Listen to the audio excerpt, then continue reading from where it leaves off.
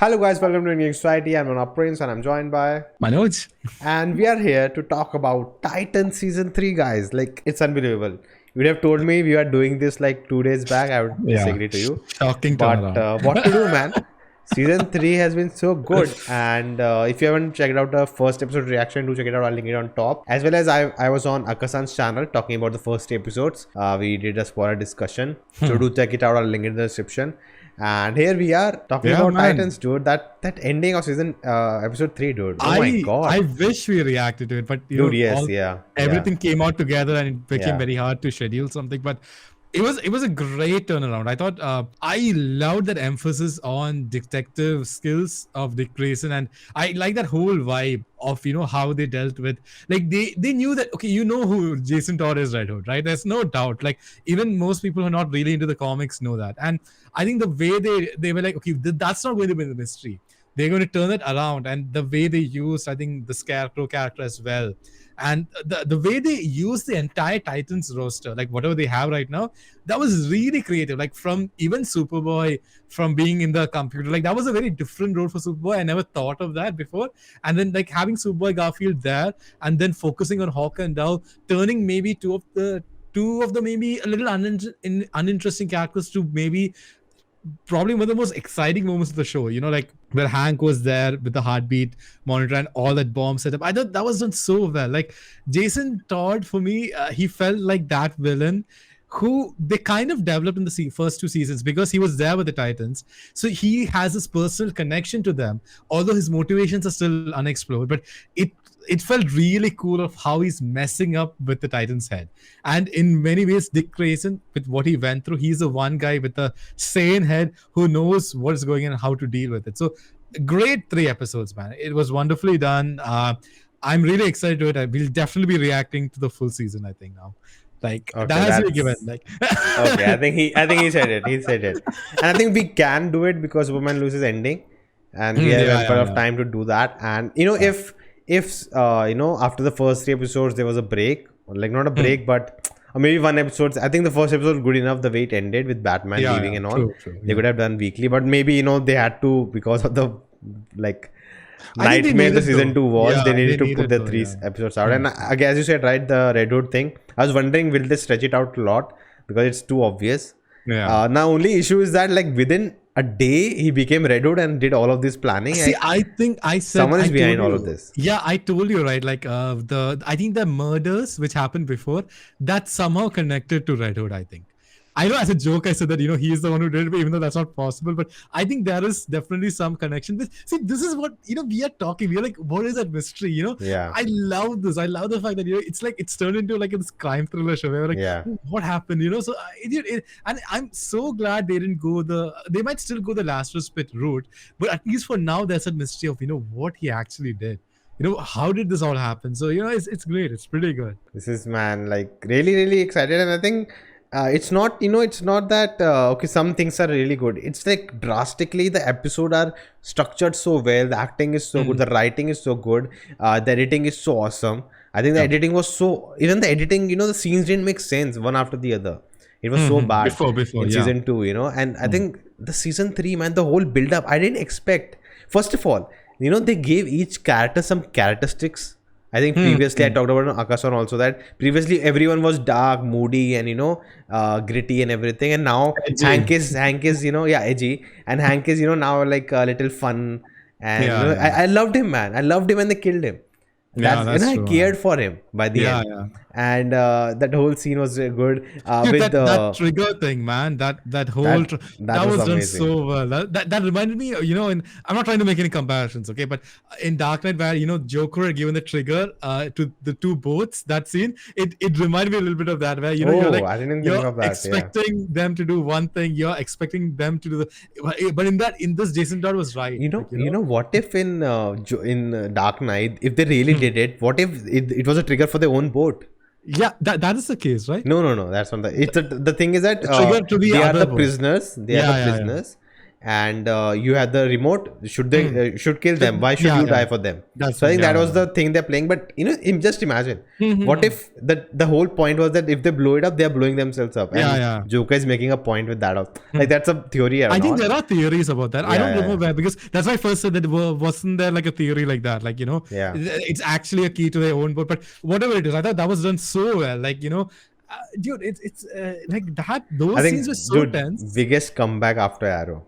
Yeah, man. Season 5 of Arrow. After that, definitely. This is like outstanding. The whole 3 episodes are better than the whole last 2 seasons combined. The way, as I said before, the way they have used the Titans, the way how all of the characters make sense, and like Superboy, Garfield, they are like kind of tech. When they're required, they'll come on. They'll come on the scene. The whole balance of the characters, great. The whole discussion, the talking they're doing. When Gar goes to Hank, then they talk about it. Yeah, that was when great. What's her name, man? Dove. Dove and Hawk, right? Yeah. Hawk and Dove. Yeah. What's her name? Dove's name? I don't remember right now. But yeah, whatever. Dove. We blame it on the first she goes to him, then they have a moment there, then she leaves to protect him. And the episode started with how the episode started, right? Hank is like, let's kill him, he just crossed the line and all of that. And then he goes to save him alone. And then he gets, with that bomb attached. And then she was the one telling him, how can you say that? He's Jason, we know him and all. And she's ready to kill him. The way it was played out, again, it felt very Jokerish, like he also said to Dick, right, we have to save him. Like, it's on us, like in that phone call. Dude, that was also a great scene, man, between him and Dick. So, dude. Oh man, it was so good. Like the third episode redeemed so many things, man. Like it was such a good, and I think Akasan has a good point that they are also rushing, burning out all the content with Red Hood. Already we know him and all of that. Also, now he was like, now I don't want 2-3 episodes them just crying about or sad about, sitting around. I don't want that slow episodes. Hopefully, till now they have been good with balancing out everything. One lame thing is that every episode is named after a character, and I'm like, that's too lame. but okay. I feel like it's named after a character and it's showing its connection to Red Hood.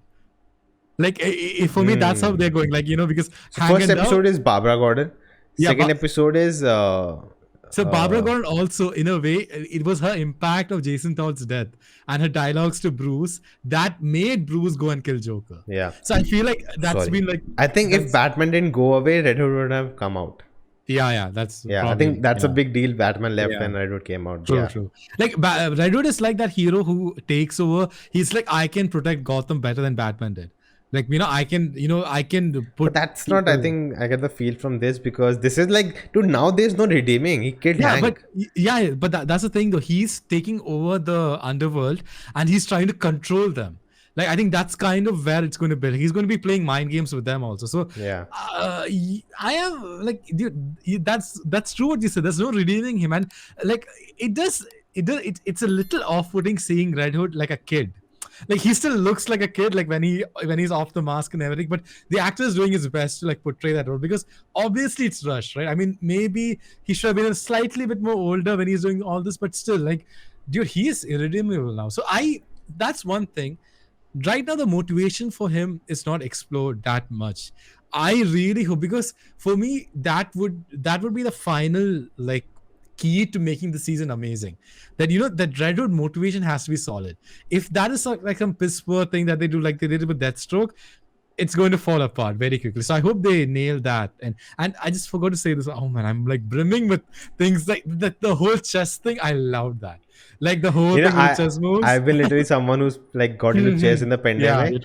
And I like constantly playing it. And for me, like, oh, I knew what they're talking about. I literally know all the notations, E4, F5. I know all of that stuff. So that was really good.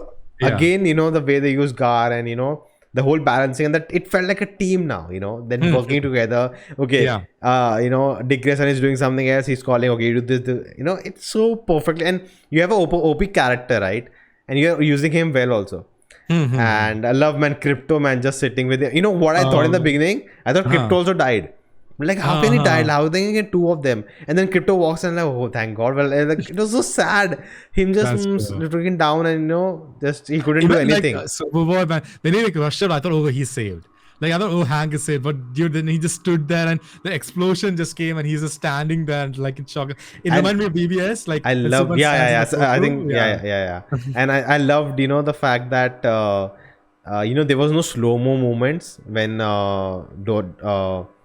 Dove is deciding to kill or not. It's like she's thinking and will she trigger? No. Like, kill it. I'll kill him. Oh, no, it's only 10 seconds left. And then she just shoots, Like, no, I just want him to save. Like, it's so done well. I feel like everyone would have done that. Like, you could totally understand why she pulled the trigger because you're like, dude, like this is someone you love, man. Like it's about the believability, right? That's the that, thing. Okay, right? she'll do it, and the way it's shot, it's not melodramatic, it's not stretched out. Okay, you have it. Okay, it's just 10 seconds left. Yes. Oh shit, you only killed Hank. Oh my god, dude. Outstanding. And even in episode 2, the way the kids and the robbing and the cannery and all of that thing. Oh yeah. And then they get the reveal also. That reminded me of The Dark Knight. Like the SWAT team, that thing, like they're like, oh, the doctors are the villains. Like the whole thing. And I like that. I really like that because it's been a long time. Because dude, for me, like a crime thriller like Dark Knight, after that, we've not got anything in superhero genre like in that way. So I really like this way that they're, I don't know if they're subconscious, like they have consciously taken inspiration from The Dark Knight or something like that. But I love this whole detective sort of side that they've dived into for Titans. And I hope they kind of continue that because I feel like in the animated stuff like Young Justice League, they always had this small detective side to the episode. So I hope they dive more. I think this show also started as a crime genre, crime drama, X-Files kind of a thing. Because even like them going into that police Rachel station and interrogation, so all of that felt always like, even in this, we see that whole scene, man, like she just the neck thing. I think Akasan's reaction to that was, oh my god. But I did not see that. But even that, like the phone ringing, that also reminded me of Dark Knight. Yes, dude. Oh my god. Yes.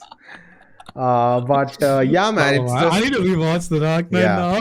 I wish we could have reacted. It was so fun. But anyways, guys, season hopefully the show doesn't takes a dip as always. Hopefully, if this season is great, if this season is great, I'll tell people to watch the show. Let's just recap first 2 seasons. Let's do that. To make it understand what's needed for season 3. We'll watch the season and then we'll be like, okay, what are the plot developments that are important in season 1 and 2? And then we'll like make. See, my only still the worry is too fast. Within a day, he became Red Hood. That's my only worry. Hopefully, totally that's explored well. As well as now, Starfire's sisters also there. Hopefully, it integrates well. I don't want a secondary plot anymore. I am very interested. Raven is also yet to come. Donna is going to come back. There's a lot of potential of, again, it's becoming, they're losing out the steam. Hopefully they manage it, and DC team is going good with Superman, Lois, and now this. So because Red Hood has always been that character that excites people. Like you see the number of fan films made in YouTube on Red Hood. It's like so many because that's an interesting actor. I've not seen the Death in the Family or any story. I just know about the story, and he's just a fascinating character. That he died and he came back. And have you seen Naruto? No, but there's a character in Naruto which is very similar to Deathwood. Like he's not out there to kill Batman. Oh, because of you I died. No, he knows it was his mistake. He died, and he understands he looks at the world differently. That what Batman can do is not good enough. It's very much like Punisher, That's what intrigues me the most, and hopefully now it's not possible. He's like a psycho at the moment. That's the only little worry. He does like that does worry me a lot because he did something very irredeemable. Like he killed. There's no coming back from that. So but the thing is that Red Hood, I think eventually he does evolve and he becomes an ally to the Bat family and even to Titans, I think. So now how they do that would be very interesting because I don't want a Fast and Furious kind of style where all the villains become family. Like I don't want that happening. So that'll be very interesting to see. But even Hank wanted to save Jason. So maybe and they might. You remember the dialogue?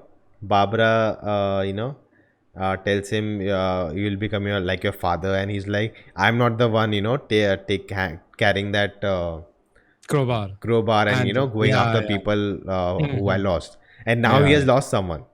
Will he go behind Jason like that, or will he still have that approach? I also wonder this whether when we were reacting to that Joker taking out Jason Todd, I told him that he went down so easily. So Yeah. I wonder if Jason faked that, if there was some faking to that, and maybe because he was planning something for a while now. Faking like what? Like faking to whom? See, I'm not got all the answers here, but it's just a thought in me that in the comics, Joker took out Jason and it was a whole torture thing. But in this, the fact that he was planning something for a while, like he was like planning, he was working on something. It makes me wonder if his plan was always that he would die off and then he would come back as Red Hood. Like something, or maybe something went wrong in his plan and this had to be done. So I don't know. As I said, I'm very Too many excited questions to be answered, and we'll be looking forward to this show. Yeah. And again, guys, if you haven't watched their reaction, do check it out. Check out Akasan's video also, and definitely subscribe to the channel. Like, share, do all of that stuff. Comment below your thoughts on the show. And Titans is getting better, guys. Who Yeah. imagined?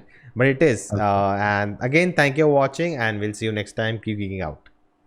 Bye.